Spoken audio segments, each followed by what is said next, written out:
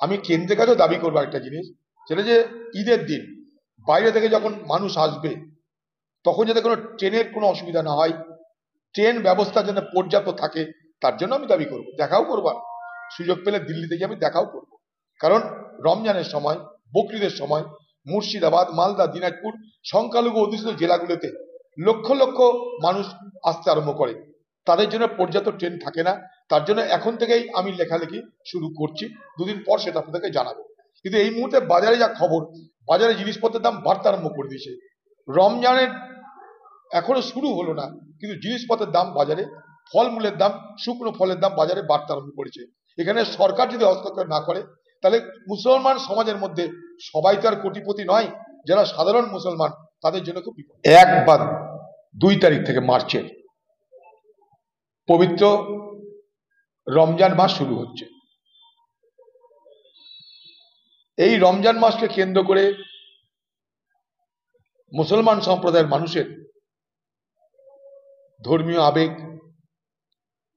তাদের কৃচ্ছ সাধন, রমজান পালন করা, গোটা দিন উপবাস থাকা, সন্ধ্যেবেলায় ইফতার, রাতে নামাজ, তাদের প্রতিদিন করতে হয় এবং করতে হবে। সেই জায়গাটায় দাঁড়িয়ে পশ্চিমবঙ্গ সরকারের কাছে আমার আবেদন, এক, পবিত্র রমজান মাসে সরকার, যারা সরকারি কর্মচারী তাদের 1 থেকে 1.5 ঘন্টা আগে কর্মস্থল থেকে ছুটি দেওয়ার ব্যবস্থা করুক। 2 নম্বর, যেমন পুজোর সময় মণ্ডপে মণ্ডপে প্রচুর পরিমাণ টাকা দেওয়া হয়, সেই রকম ভাবে ঈদগাহ, যে ঈদগাহগুলোকে কেন্দ্র করে গ্রামে গ্রামে এই উৎসব চলতে থাকবে, যে ঈদগাতে গোটা গ্রাম, গোটা সমাজের মানুষ ঐক্যবদ্ধ হবে, যাবে, যেখানে নামাজ পড়া হবে উৎসবের সময়, সেই ঈদগাহকে আলোক সজ্জায় সজ্জিত করার জন্য সরকারের পক্ষ থেকে বিশেষ অর্থ বরাদ্দ করবার দরকার আছে বলে আমি মনে করি। কারণ তাহলে কি হয়, সংখ্যালঘু মুসলমান মানুষের মধ্যে এটা মনে হবে না যে শুধুমাত্র পুজোর জন্য রাজ্য অর্থ দিতে পারে আর আমাদের জন্য অর্থ দিতে পারে না, এই ভাবনার দ্বারা তারা আক্রান্ত হবে না। 3 নম্বর, সরকারি কর্মচারীদের উৎসবের সময় যেমন বোনাস দেওয়া হয়, ঠিক একইভাবে মসজিদে মসজিদে ইমাম এবং মুয়াজ্জিনদেরকেও বোনাস দেওয়ার ব্যবস্থা করা হোক। কারণ এই রমজানের মাসগুলোতে তাদের বিশেষ দায়িত্ব পালন করতে হয়, তাদের বিশেষ দায়িত্ব পালন করতে হয়। সকাল থেকে রাত পর্যন্ত, সাহেরি থেকে শুরু করে তারাবি হয়ে রাত পর্যন্ত প্রচুর দায়িত্ব পালন করতে হয়। তাই যখন সরকারি কর্মচারীদের বোনাস দেওয়া হয়, তখন সেই মাসটাতে যারা প্রতিটা দিন মেহনত করছে তাদের জন্য কেন বোনাস দেওয়া হবে না? আমার আরেকটা দাবি, যে এই সময় বাজারে জিনিসপত্রের দাম খুব বেড়ে যায়।